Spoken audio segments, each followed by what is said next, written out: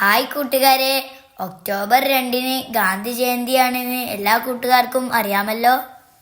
ഗാന്ധി ജയന്തി ദിനത്തിൽ പറയാൻ പറ്റിയ ഒരു കുഞ്ഞു പ്രസംഗവുമായിട്ടാണ് ഞാൻ ഇന്ന് വന്നിട്ടുള്ളത്.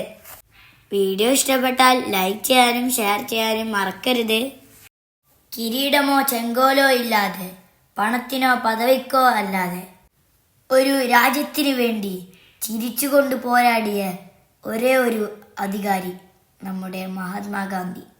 1869 ഒക്ടോബർ 2-ന് ഗുജറാത്തിലെ പോർബന്തറിലാണ് ഗാന്ധിജി ജനിച്ചത്. ഇന്ത്യയുടെ രാഷ്ട്രപിതാവായ ഗാന്ധിജിയുടെ ജന്മദിനമായ ഒക്ടോബർ 2-നാണ് ഗാന്ധി ജയന്തിയായി രാജ്യം ആചരിക്കുന്നത്.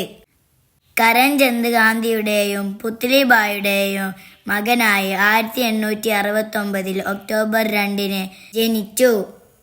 സത്യത്തിനും ധർമ്മത്തിനും ജീവിതകാലം മുഴുവൻ പോരാടിയ വ്യക്തിയാണ് നമ്മുടെ മഹാത്മാഗാന്ധി. ഒടുവിൽ രാജ്യത്തിനായി ജീവൻ അർപ്പിക്കുകയും ചെയ്തു.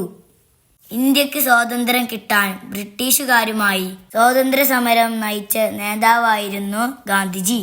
ജനങ്ങൾ അദ്ദേഹത്തെ ബാബുജി എന്നായിരുന്നു വിളിച്ചിരുന്നത്. ഗാന്ധിജി ഇന്ത്യയുടെ ചരിത്രത്തിലും ഇന്ത്യക്കാരുടെ ജീവിതത്തിലും കൊണ്ടുവന്നുള്ള മാറ്റങ്ങൾ വളരെ വലുതാണ്. ഈ ഗാന്ധി ജയന്തി ദിനത്തിൽ അദ്ദേഹത്തെ സ്മരിക്കുകയും അദ്ദേഹം ഉയർത്തിയ ആദർശങ്ങളെ നമുക്ക് നെഞ്ചോട് ചേർക്കുകയും ചെയ്യാം. ജയ് ഹിന്ദ്.